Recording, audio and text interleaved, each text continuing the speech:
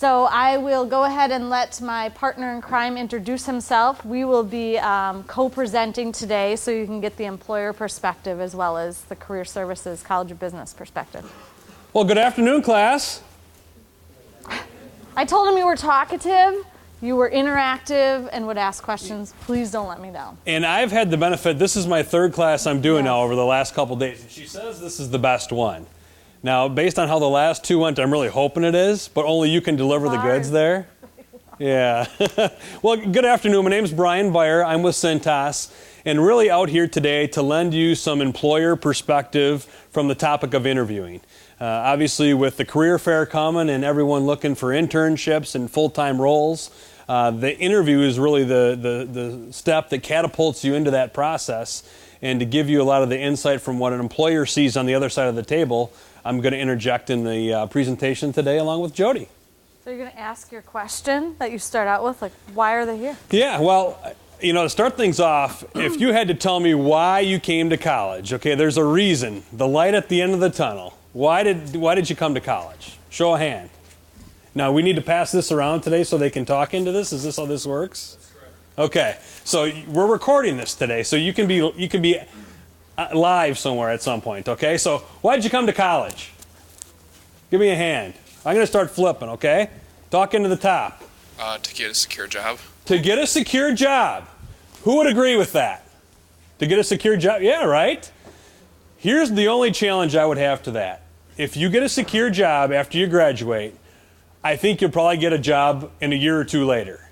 And you'll probably get a job a year or two after that until you've had 3 or 4 jobs until you find a what? She's nodding like she knows the answer. What are you looking for? After you graduate, you want to find the right job. Who said it back here? Career. A career.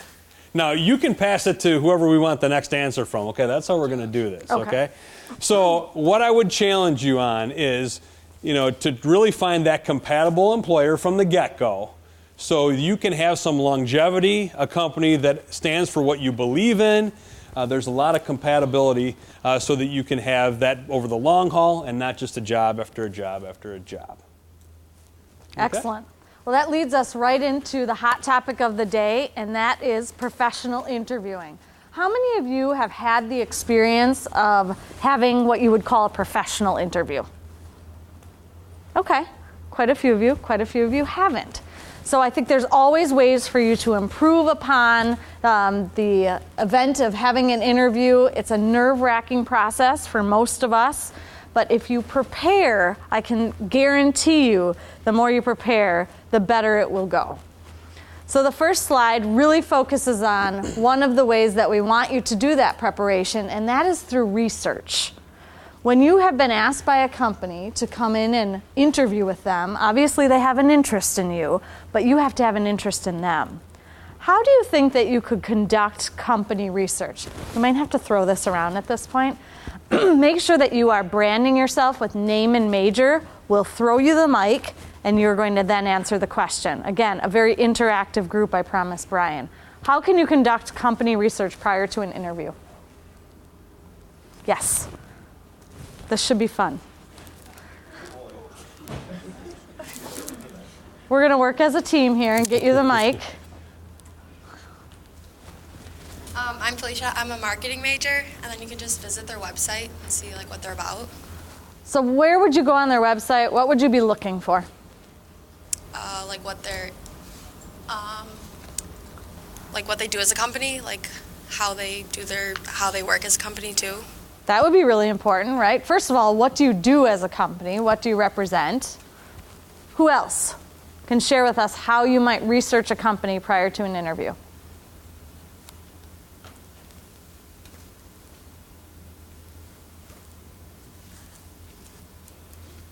We've got one in front here, I think. Yeah. Raise your hand high. All right, so turn around because you're going to get a mic thrown at you. Nice catch. Angela Schomler. I'm going for IS and Project Management. And you can go to their About Us page on their website. Okay, so About Us might give you even more information than that landing page of the company and what they do. Great idea. Be on the website. What else can you do to learn about a company? Yes. Thank you. You could talk with somebody Ray, I'm a business undeclared major. You could talk with somebody from the company about like specific questions you might have to see if it would be a good fit. Could you get an insider scoop perhaps from somebody in the company? Who might those people be? How might you connect with a person inside the company? LinkedIn, maybe? Maybe LinkedIn, could be an alum that you know, could be somebody in your network that is inside of that company. To get the inside track would be very beneficial because you'd set yourself apart from those that went to the website, looked at their mission, looked at their vision. Another way that you could do this online is just to Google a company. So what's going on with them? Is there something big in the news? You do not want to get in front of an employer like Cintas and somebody just bought them out and you don't know that. That should be information that you're able to share and have an intelligent conversation about what's up with that company. And that can be found online as well. A lot of what you're going to see on company websites is going to be positive stuff about the company, probably pretty canned stuff. I mean, has anyone seen in the About Us tab, they put a bunch of bad stuff about the company? Like, you don't want to work here, the work conditions are horrible, we pay below rate. They don't put that on there. Inside information using career services and alumni is going to give you information about the work environment, the company culture, how they train their new employees, all very important things that you're really going to need to make good, solid decisions as you evaluate the employer as a whole. So you find a good fit once again, not for just a job, but so you can find a good career. I need Jacob Guadliardo, please, to go to the back of the room.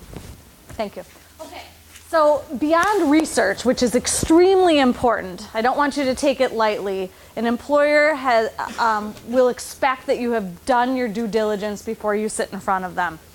Now you need to figure out how to sell yourself.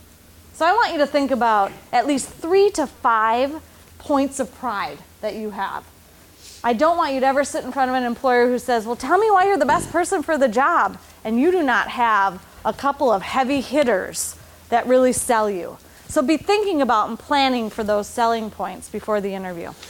The real key to being able to sell yourself is confidence. Now, up to this point, on paper, you've got a GPA, right? So when you look at your GPA, does that resemble everything that you bring to a potential employer? So for example, if your GPA is a 3.2, it's probably much higher than that, right? Yeah, okay. But if it's 3.2, do you bring me more potential than that or less potential than that? Who has the answer to that? It's a simple answer, right? More. You bring more potential. You're so much more than your grade point. By having these 3 to 5 selling points identified and practiced to the point that you're very confident in them, that's where you're going to start to distinguish yourself, because the resume is going to get you the interview, but the interview ultimately is going to get you the career. So we just did something in this class and we've been focusing on it quite a bit. Where do you think maybe you could pull out a couple of selling points with stories behind them? What did you just do in Biz 284 that gave you the language to articulate what you're good at? Strengths Quest. So maybe you pull a couple of those out and really focus on, these are 3 of my selling points and I've got a story for each of them that supports those strengths. That's one place to look. You can also talk about experiences you've had inside and outside of the classroom, on campus. Diversify those selling points so all of your questions don't come from one arena. Dressing for success. So we are a visual population that looks at a person and makes a judgment in a very short period of time. And interviewing is nothing different. Somebody will look at you and say, are they the full package? Do they have a professional suit on? Are they polished? Do they look put together? This is a really important part of interviewing. Did anyone go through mocks today? Is anybody that went through mocks still in their suit? Raise your hand if you are. Can't pick on anybody right now. Okay, so we want you to be in a full suit that has a tie, a button-up shirt. Do we have somebody? Chelsea? Yes. Can you stand up, please? I'm so sorry to pick on you. Not really. Take your jacket off. You are our model for today. Did you have a blazer on as well? What? Did you? I my mock interview yet. I'm after class. Okay, do you have a blazer that you're going to be suit coat, I'm sorry? Yeah, it's in my. Okay, so in addition to what he has on right now, he will put on a suit coat as well, and that will be the full package. Do you have some dress shoes on too? Yeah. Some polished dress shoes, some nice matching socks. Dress shoes and belt should be matching. All of these little nuances really help to pack a punch to that first impression. For women, same goes for you. A professional suit, whether that's a skirt suit, a pantsuit, minimal jewelry, minimal makeup. Think about less is more in this situation because the focus should be on you and your answers and the content, not what's going on with your dress. If you're at the career fair next week and you approach a booth of a company that you're really interested in working for and their entire staff there is in polo shirts and khakis and they grant you an interview the following week, what would you wear to that interview?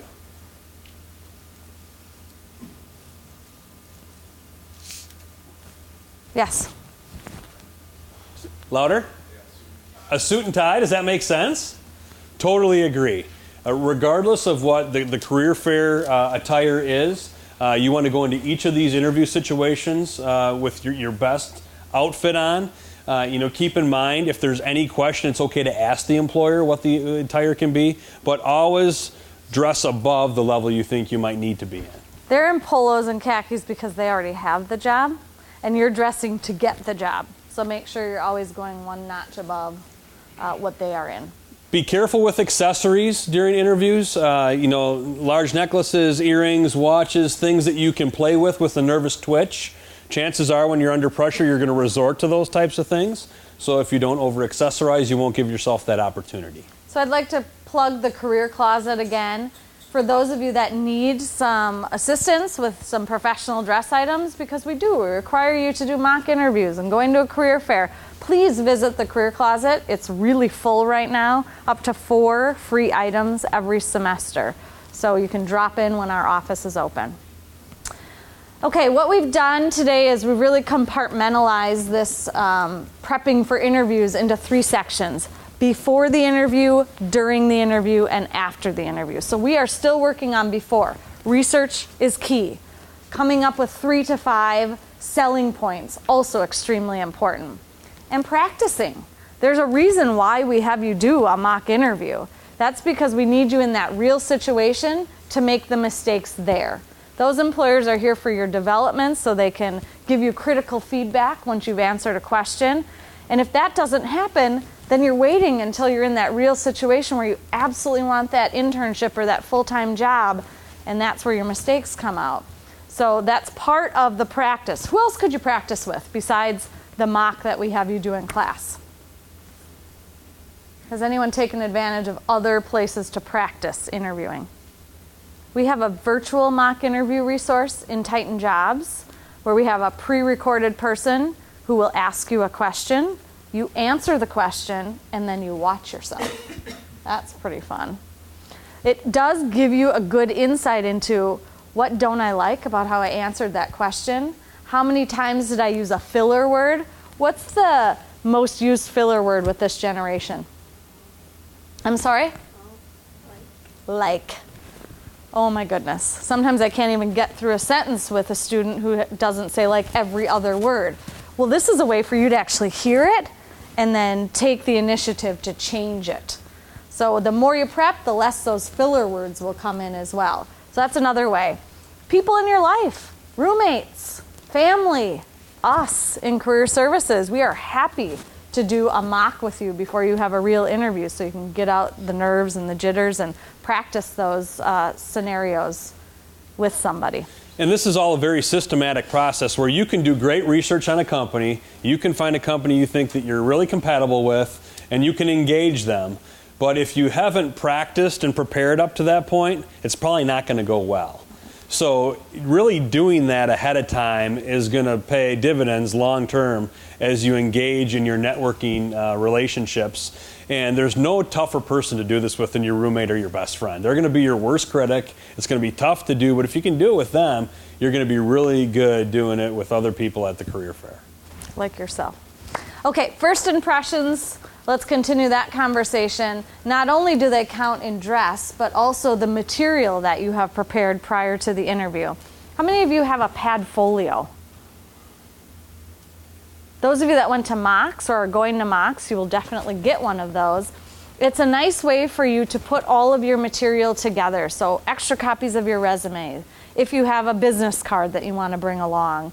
It has a pad of paper in it, so you can write questions down that you want to ask the interviewer, or something that comes up during the interview, you're able to jot it down. Instead of having a bright neon UW Oshkosh folder that you walk in with this beautiful suit that you have on, you have a professional padfolio. So if you don't have one of those, you can come into our office and get one. And make sure that you have this information ready to go before the interview is upon you. It's great within that padfolio also to have nice scripted questions that you're going to ask at the end of the interview already prepared and ready to go. Things that you've thought through that are specific to that employer. And also, I really enjoy the nice little business cards that you all put together. It really helps brand you from that aspect too. So I would include in those two in the must-haves of your prep work. All right. Now, my favorite slide is to get you involved and talk about what have you been through so far and what maybe haven't you experienced that you may. So those of you that said that you've had an interview, how many of you have done a traditional one-on-one? So it's you sitting across from somebody that's interviewing you. Pretty traditional, right? That's something that you can expect, and that's what we're really kind of focusing on today. But I want you to know that these other types of interviews, especially panel and group, are becoming more popular and prominent. How many of you have been through a group or a panel interview? Lots of you. And I think we're going to see more of that as time goes on. So I'm going to pick on a couple of you now. Where's our mic? Can I have that, please? So you raised your hand in the middle here. Yeah, I know. You knew I was going to pick on you. I made eye contact with you. So I'm going to give you this, and would you share with us what that experience was like? Maybe how you prepped and maybe how you would have done things differently? I guess basically your name and your major. Oh, I'm Tyler. My major is finance. And basically there was 5 people in mine, and it was, you just have to be extremely prepared because they hit you with a lot of different questions from all different angles. So there were 5 for your group interview? Yep. So how did you deal with 5 people at once? Basically they just went around the table and they just addressed each question that they needed, and someone would build off that one, and they kind of just built off each other, really. Did you know that it was going to be a group? I did not. You did not? No. Okay. So how did you feel when you walked in the room and thought, I'm going to have one person, and there were 5? It's pretty overwhelming because I sat at the end of the table and it was all of them around me, so. Okay, so a couple of things with that. If you've been in this situation and you're not sure how the format of your interview is going to go, Brian reiterated in the last class, ask. You can say, could you tell me what the format of this interview is going to look like? Very different to walk into a room of 5 people than it is to sit across from one. The other thing that's important in a panel or a group interview is to make sure you're engaging all of the people all of the time. So it can get very comfortable if you ask me the question that I just stay with you and nobody else is in the room, but then they don't feel engaged anymore. So making that eye contact and having that body language with every person is kind of a skill that you have to prepare for. And if you don't know that that's going to be the format, it can throw you off. In front of an employer's perspective, the panel interview, I think, is gaining popularity because we can get multiple representatives in front of you at one time, and it saves both parties, time on, follow-up interviews. But also, if you're not prepared for that and you walk into it, it can be overwhelming. It'll throw you off your game. And if it's going to be multiple interviews in one, it could be over before it starts as far as the process is concerned. Did you follow up with those people? I'm curious. Did you thank any of them after that group interview? One of them became my employer, so then but other than that, you did all right, that was it, even yeah. though you didn't Yep. know. It's really important that you're able to follow up with multiple people. So that means you need their business cards.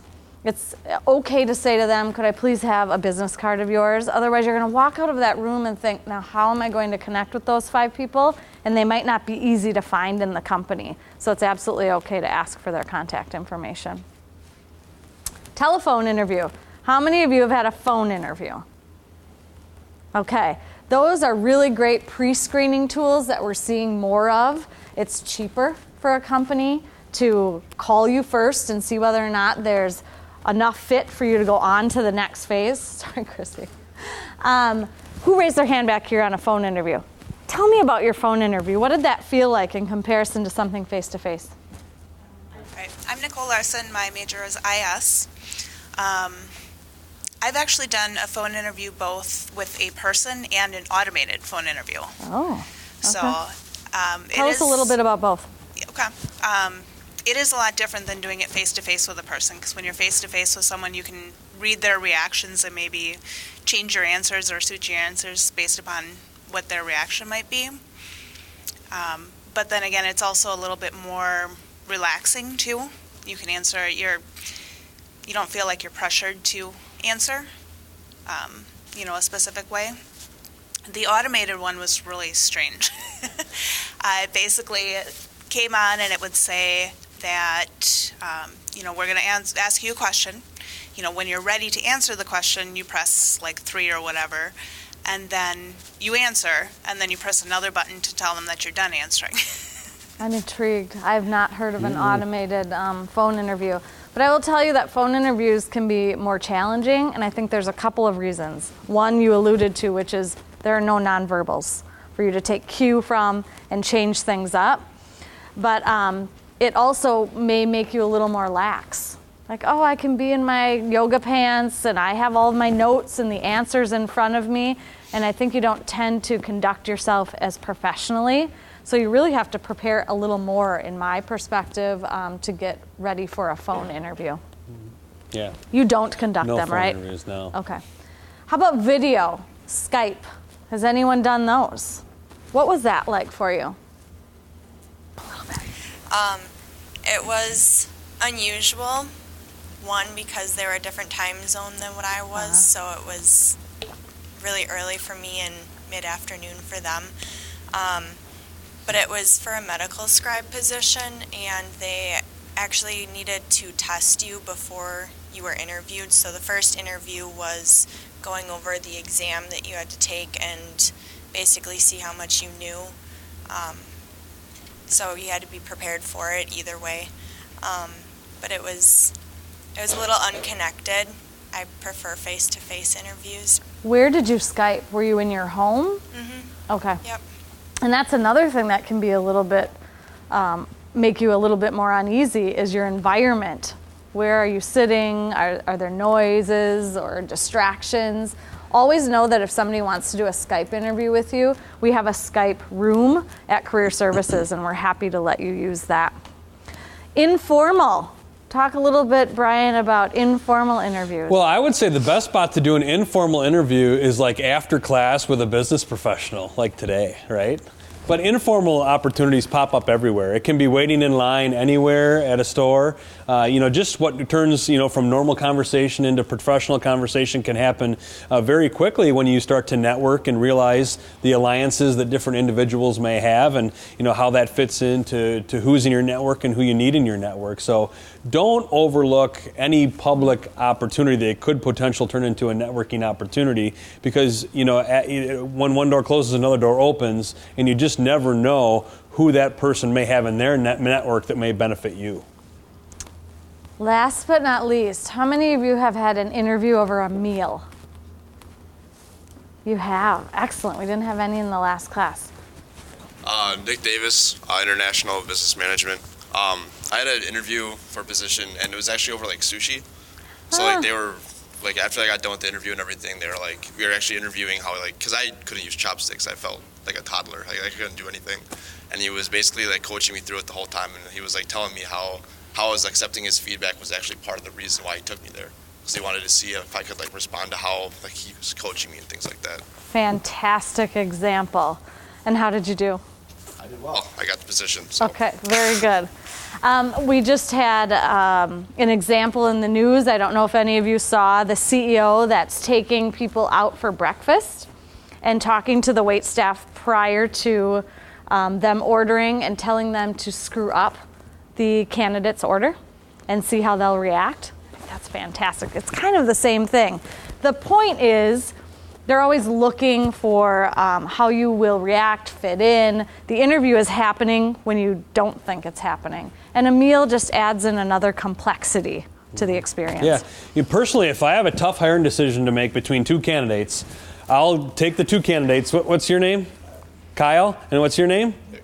And I'll invite Kyle and Nick to lunch, and they won't know each other's coming until we get to lunch. And I'll say, hey, Kyle, this is Nick. We wanted to talk about the management trainee position today over lunch. And they're like, oh boy. And it's intriguing to watch how the two candidates will interact with one another in that type of a setting. So, once again, you can ask kind of what you're in for, but if you don't ask, don't assume that it's just you and the manager, having the outing or dinner. And with that said, be mentally prepared for that. Go ahead. When you do that, do people ever get competitive with each other? Usually, within the first 3 to 5 minutes, there's the pecking order is established. Okay. And usually, it's like someone will just excuse themselves and go to the bathroom and be like, "Whoo, it's crazy," But you can really tell, just the persona and a lot of the charisma that comes out in that situation. Excellent. All right, so now we're going to move into during the interview. Just as important as prepping for the interview, and I will tell you that the end and wrapping things up is equally as important. But today's the day. Don't be late. There really isn't a reason, except if you have some unforeseen situation like an accident, and hopefully that never happens to you, that you should be late for an interview. Does anyone know what the ideal time frame is to be on time for an interview? What do you think that should be? 15 minutes is the answer. Reason being, you've got enough time to get onto the premises and maybe look over your information, spruce yourself up a little bit, not be running in on 2 wheels, sweating, making everybody stressed out. And the opposite happens if you come too early. You're sitting in the lobby and they aren't ready and they're feeling stressed that you are ready. So 15 minutes is ideal. And Brian's got a good story on getting to the interview. From an employer's perspective, 15 or 20 minutes before the interview, we're sitting in our office, we're reviewing your information, we're prepping for the interview. That's about the time you're pulling into the parking lot. Now, whose offices are all along the front of the building? Probably the people that you're going to be interviewing with, right? So at that point, the interview started. So, she referenced pulling in on 2 wheels, running a little late. We see that. We see the gum in the bushes as you're walking in. We hear your cell phone blaring in the lobby. So there's a lot of little things. Keep in mind, when we get to the final interview, we're comparing 2 candidates that are typically very close. So the whole game of inches is in play at that point. And any little things along the way that we can overanalyze, some of the things that happen even before the interview begins, can really distinguish or hinder a candidate. At the career fair, you'll get a chance to establish this handshake, which is part of our culture. You're going to be doing lots of it. It's important. It does actually say something about you. So if Brian has somebody come up and they have a nice, firm, confident handshake, that's very different than the person that walks up and is very timid and maybe has a limp fish handshake. And so his first impression is, yep, they're dressed really nicely, thought they were going to do a great job with their pitch. I shook their hand and I'm not feeling the confidence coming out of that person. So that's something you really need to practice and you may not think about. As part of the process of really engaging the company that you're working with here too for the whole career search versus the job, as you're in their lobby for the 15 or 20 minutes, observe what's going on within the office environment there, how employees are speaking to one another, the overall work environment, those types of things. You should also be trying to gain little pieces of information that are helping validate your decision to want to work for that company. Also, the walk from the lobby to the conference room or the office, wherever you're interviewing at, that can be like the walk of shame sometimes where no one says anything and it's just really awkward. You want to make sure to strike up lively conversation during that time to really kick the process off well. So what are there any topics maybe they should avoid during that? Let's not talk about the weather. Okay. Just like the canned topics that everyone comes up with. Maybe like, not politics. Well, we should probably stay away from politics through the whole process. Excellent. All right. Be careful of your nonverbal communication. It says just as much, if not more, than your verbal communication. So if you're sitting back, not looking engaged, not looking enthused about the process, that they're taking that as a big red flag. And obviously your verbal communication. I think sometimes employers will try to engage our students in being a little bit too lax.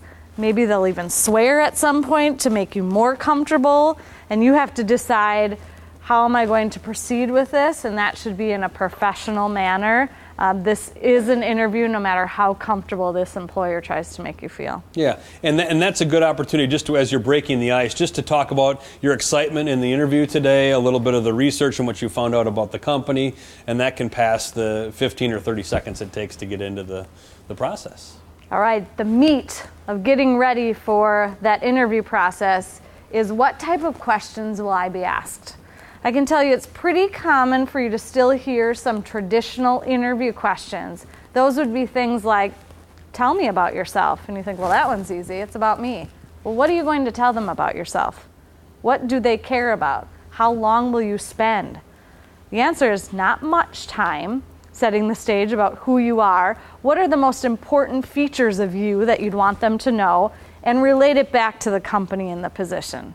So this really shouldn't take a whole lot of time to tell them about who you are. How about the weakness question? Do you have an answer? What's your greatest weakness? Please don't tell them, I don't have any, or I'm a perfectionist. Those don't work. Everybody's got weaknesses. They want to know what they are, but they want to know, what are you doing about them? How are you rectifying that situation? How about your strengths? That should get easier for you. You should be able to look at your strengths quest and figure out, which one do I really feel matches me well, and I've got language behind it. And then you can answer that question.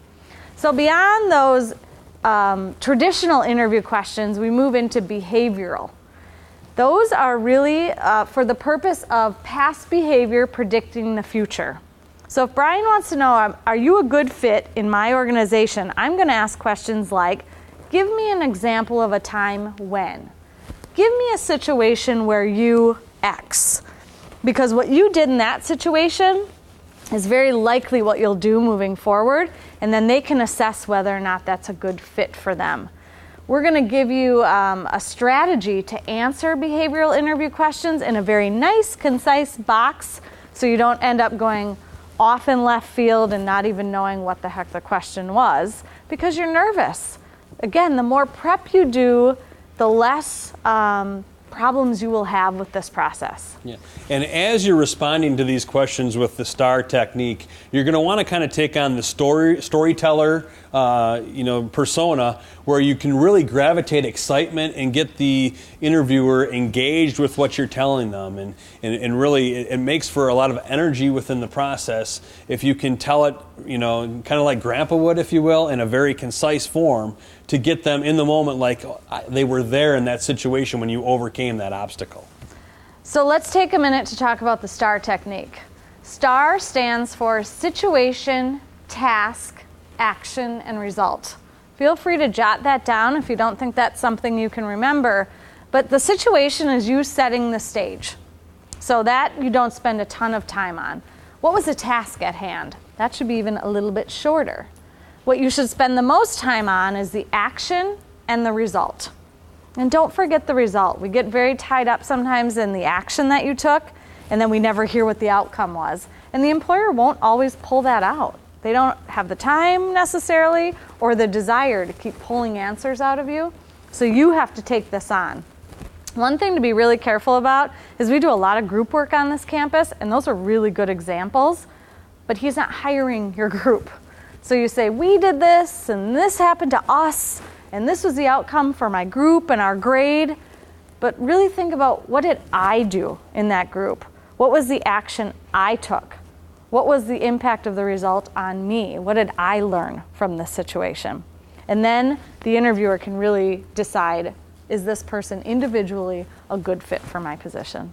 And as you're preparing for the behavioral-based questions, think of 5 or 6 great examples of things that you're proud of, and then how you're going to package that into the STAR response, because we're very programmed sometimes just to cut to the chase and tell you very quick, here's the short of what happened. But to make sure you walk through that protocol helps explain exactly what happened and brings us into the moment. You bet. So now we're going to do an activity. So if you will, take out a sheet of paper. You can share with your neighbor if you'd like to rip it in half. This will also help with the assignment that is due for Strengths Quest, because we wanted you to come up with behavioral interview questions and use your 5 strengths to answer a question. Here are 2. Pick the one that makes the most sense for you, and go ahead and try and use the STAR technique to answer one of these questions. And I will be calling on somebody, so everybody may as well go ahead and do it. I'm going to be random. Which behavioral interview question do you identify with? These are common, so these will probably be asked of all of you at some point, and you need to be able to answer them. So let's take a minute or two and try and think of your answer and put it in the STAR technique. Tell me about a time when you had to present complex information. Who picked that one? Oh man, nobody picked any. I think we should go with pod 3. Okay, where's pod 3? So you won't get points for being here today, which is 50 points. Okay, thank you. Where's your pod? Right here. Oh my gosh, you're all spread out like this? Oh, not good, people. Okay, who's gonna? Hang on, where are we? Are you gonna do the example? Sure. Yeah, go ahead. Which All one right, did you choose?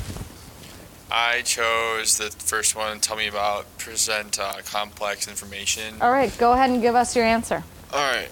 I used to work at Kohl's, and we'd have big sales and stuff, and coupons, and a lot of them wouldn't work at different times, so I'd have to explain to people that they wouldn't work, and they'd be pretty upset when they would have to pay more. But I would try to do everything in my power to help them out, and then get a supervisor or something. So that's how I would handle that. Okay, Brian, give him some feedback. And tell me specifically how a situation turned out, because you're kind of talking in general. They usually usually are pretty understanding in that situation. Usually a manager or something cuts them, lets them use a certain coupon or something. But yeah. So they usually leave pretty happy. Yeah. Okay. Well, he gets a 10 for effort, first of all, so let's give him a round of applause. Make sure you can get as specific as possible about the situation. I remember one time I was helping out an older client. I think her name was Esther. She was looking at umbrellas. And you get really in-depth versus a little higher level. I think I heard 4 likes in there. So we just got to be careful about that. Obviously, you're doing this impromptu, so we appreciate that. And then the result. That's really, how did it turn out specifically? And maybe what you learned from that is going to be key. So good job. So this is case in point for the fact that if you don't do pre-preparation on these types of behavioral interview questions and answers, it's likely that you're not going to be very happy with the response that you give, nor is the employer. The more that you think about what example do I want to give, you flush that out, you put pen to paper, I guarantee you're going to be much happier with the result than if you try to come up with something on the fly. You're nervous already, so it's going to be really hard for you to do well. All right. There are a couple of different things that employers are looking for when asking these questions. They're not just asking them for the heck of it. They want to know possibly your decision-making skills. How have you done that in the past? How might you do that in my position in the future? Initiative. Most all employers want to know, do you take initiative? Well, I need to hear about it, because everybody seems to say, I take initiative, I'm a great communicator, yada, yada, yada. But until you give me the proof and give me an example that I can dig into as an employer, I don't necessarily believe it.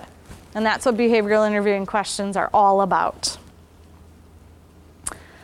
So there are really 3 things that the employer is trying to assess. In all of this prepping that you're doing, All they want to know is, can you do the job?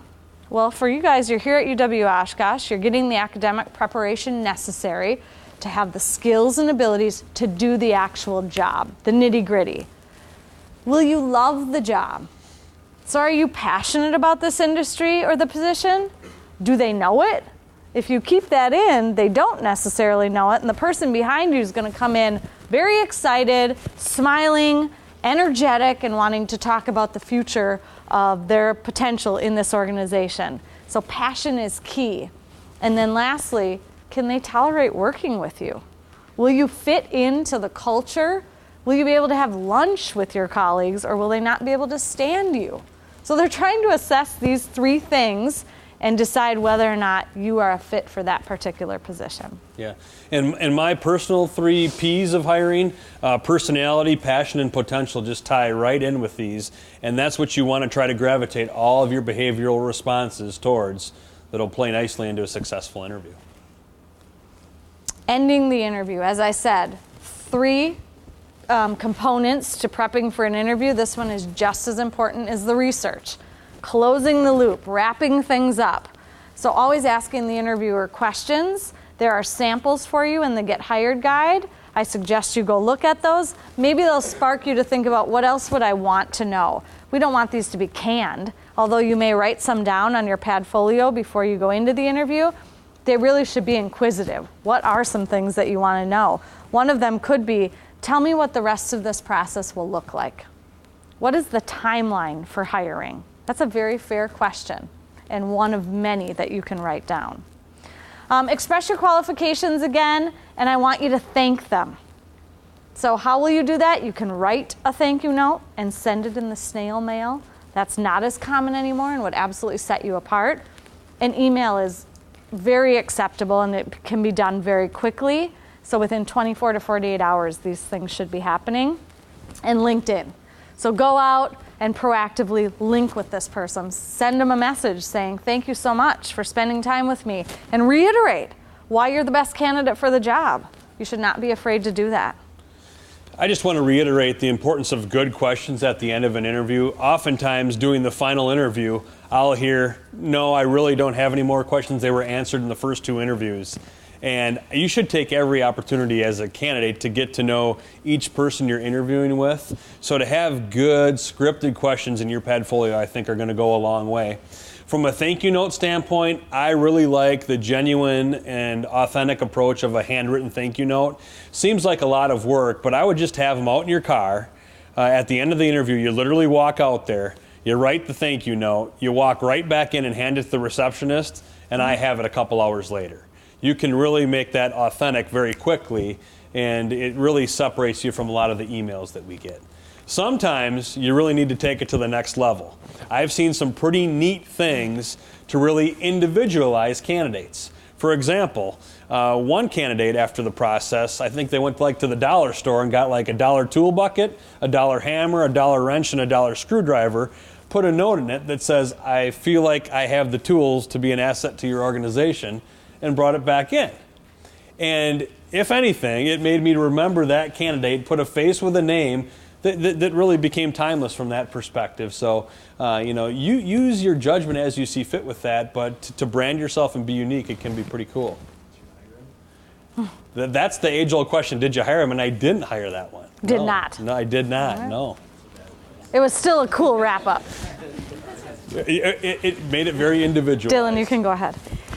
Okay, now we're going to switch gears because we need to get ready for the event that's happening next week. We're one of the largest career fairs in the state of Wisconsin, with over 150 employers coming to look for UW Oshkosh students.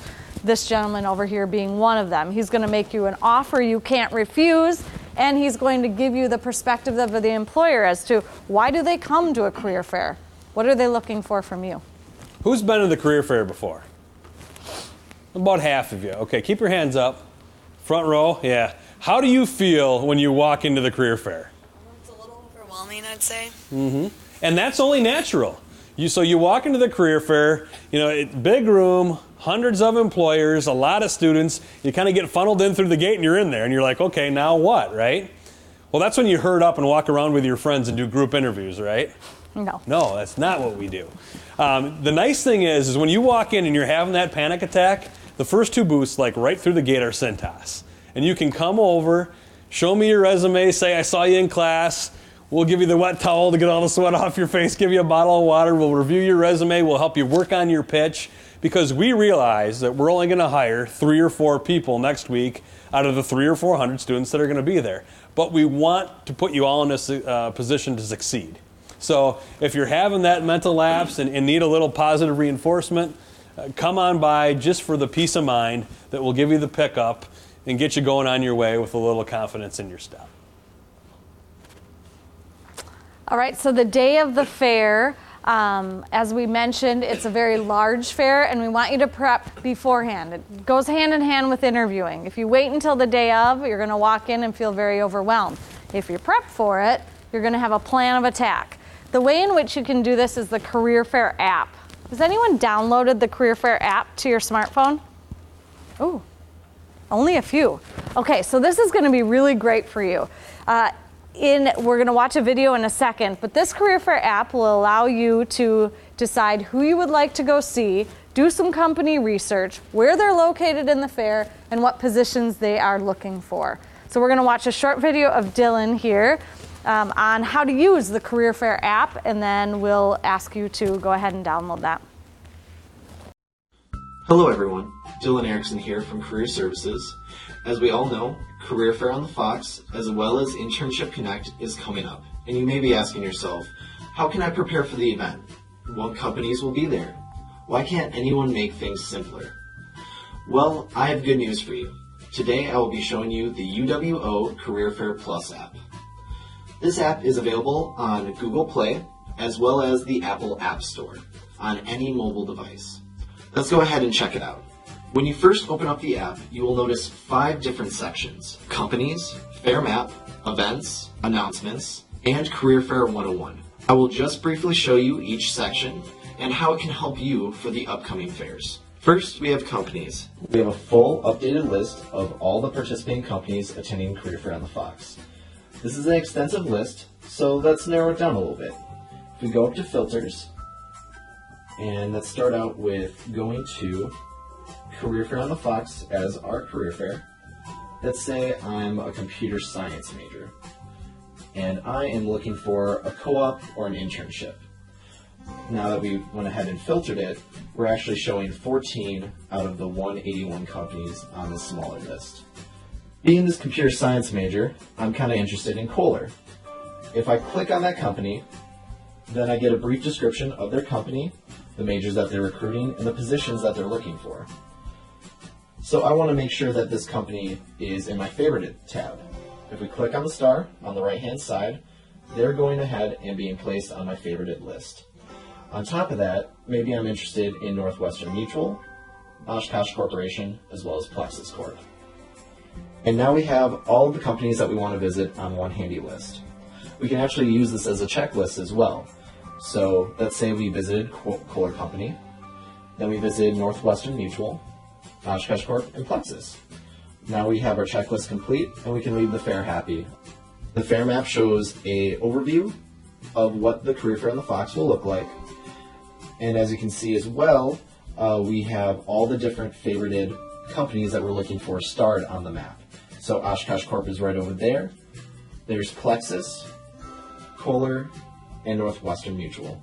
If we're interested in any other companies or where they might be located, but we didn't favorite them, we can just click on the certain booth and we can figure out what company that is.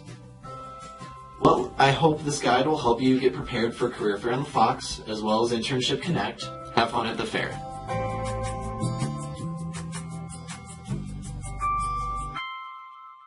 So one of the pieces that has yet to be uploaded to Career Fair app is the booth map.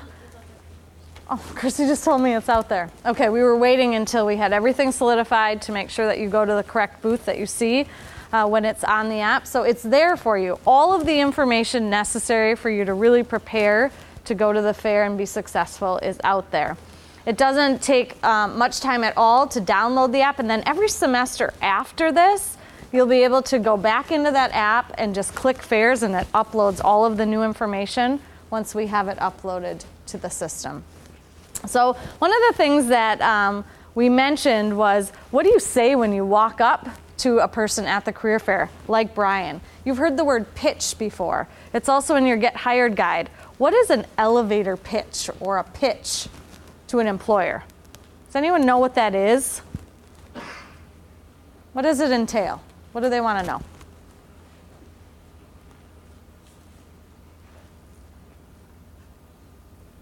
Brian, what do you want to know in a pitch? I want to know about the candidate. What about them? I want you to bring out your strengths. So as you're going through the networking process, you approach a booth, open, close conversation. The conversation opens up to you. You come in and you introduce yourself, and over the next 30 seconds, you're really going to bring out a lot of the qualifications and strengths that you're the most proud of, kind of your highlight reel. You're going to conclude that 30-second pitch with an open-ended question back to me that will start the dialogue between us. So all of your networking interactions will typically start off like that, and then we'll probably converse back and forth for 3 or 4 minutes and wrap the conversation up from a career fair standpoint. So be mentally prepared for those type of engagements and know what you're going to say out of the gates to really get our attention, and do that in a confident fashion, because a weak handshake, just a very questionable pitch will disengage the employer very quickly. So in your Get Hired guide, you can find an area for you to actually craft a pitch and redo it, rework it, make sure that you are confident in what you're going to present to an employer as you walk up to them at a booth. So raise your hands again, those that have gone to the career fair. Okay, you all have done this. So who is willing to come up and give us your pitch? Again, Brian has prizes for those that are willing to do it. You have to do it next Tuesday. We'd like somebody that's confident and comfortable and has done it before to give us an example of a pitch.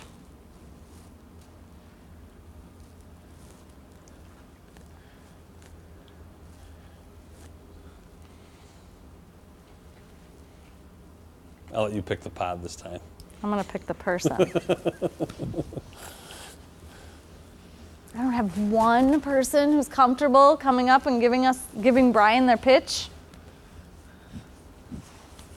All right, Shannon.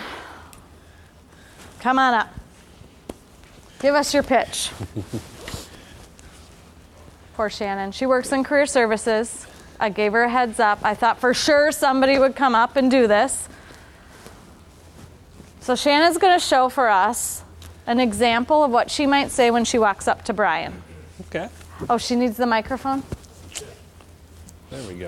That'll make it a little better, right? It'll make it a little more awkward too, won't it? As you're holding your microphone. Okay. Okay, well, hi, my name is Shannon. I'm a marketing major here at UW Oshkosh. I'm currently enrolled in an IS class. It's Essentials of IS, and that really sparked an interest that I would like to do more of the digital side of marketing. So now I'm hoping to pursue an emphasis in web presence management. Okay. And I'm also, my biggest strength is adaptability, so I'm really quick at learning, and I'm good with fast changes, instant changes. So do you have any opportunities at your company? Very good. Yeah. She's going to do that on Tuesday. Seriously. Yeah. So good. So Brian, do you want to talk through a little bit about what you liked or what you might suggest? I thought everything was good. I think, was that the strengths quest that she was bringing all those good things out? Yeah. I mean, good experience along with strengths. Package them well together, obviously on the spot. Tough to do that. As you practice and rehearse that a lot more, the confidence level is going to be there. Good eye contact, entered with a handshake, asked an open-ended question to get the Q&A going. So I thought overall, very solid job. Very good. Excellent. So if you have any questions about the Career Fair app, don't hesitate to ask any of us as you download that. All right, the other things that we can offer to you, for those of you that are nervous about the Career Fair, you can sign up on Titan Jobs for Career Fair tours.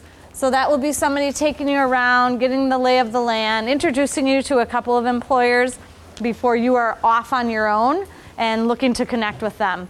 Also, Dr. Lilly in the marketing department has put together a bingo game for students interested in sales. And that can be any major, obviously. We've got Chrissy's class here too.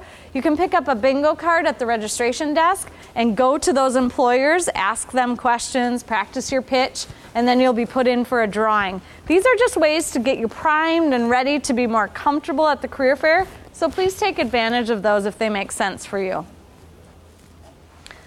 And this goes for the networking event, the career fair, just as it does for interviewing. How do you close that loop? You thank people. So gather business cards, link with them on LinkedIn.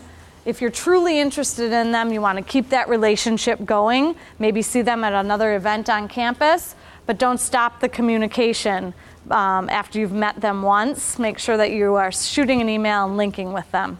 Any closing remarks? Nope. Can we give Brian a round of applause, please?